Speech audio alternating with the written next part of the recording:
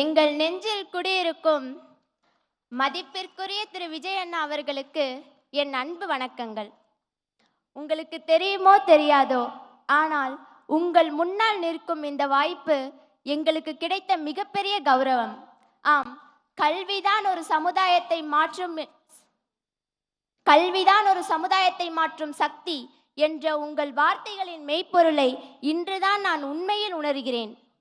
நான் 10ஆம் வகுப்பில் 500க்கு 494 மதிப்பெண்கள் பெற்று சிதம்பரம் தொகுதியில் சிறப்பிடம் பெற்றது என்பது என் தனிப்பட்ட வெற்றி மட்டுமல்ல. அதற்கு என் ஆசிரியர்கள், என் பெற்றோர் மற்றும் உங்களை போன்ற சமூக அக்கறை கொண்ட தலைவர்களின் ஊக்கத்தால் கிடைத்த வெற்றி இது. உங்களின் இந்த விருது வழங்கும் விழா ஒரு பரிசுடன் முடிந்து விடுவதில்லை. இது எங்கள் உள்ளங்களில் கல்வி மீதான தீராத தாகத்தையும் சமுதாயத்தின் மீதான பொறுப்புணர்வையும் விதைக்கிறது. நீங்கள் கொடுக்கும் இந்த விருது ஊர்க்குருவியாய் சுற்றித் திரிந்த எங்களுக்கு வானம்பாடியாய் ஒரு ராஜாளி பறவையாய் விண்ணில் பறக்க நீங்கள் கொடுத்த சிறகு. Give me blood and I shall give you the freedom என்றார் நேதாஜி சுபாஷ் சந்திர போஸ்.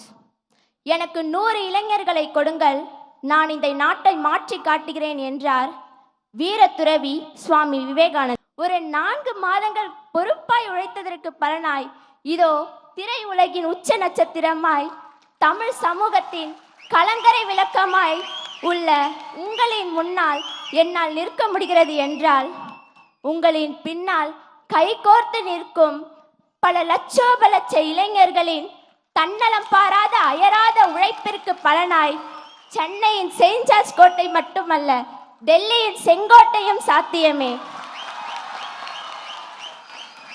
இது கடமையை செய், பலனை எதிர்பாராதே என்ற கீதையின் மீது சத்தியமே.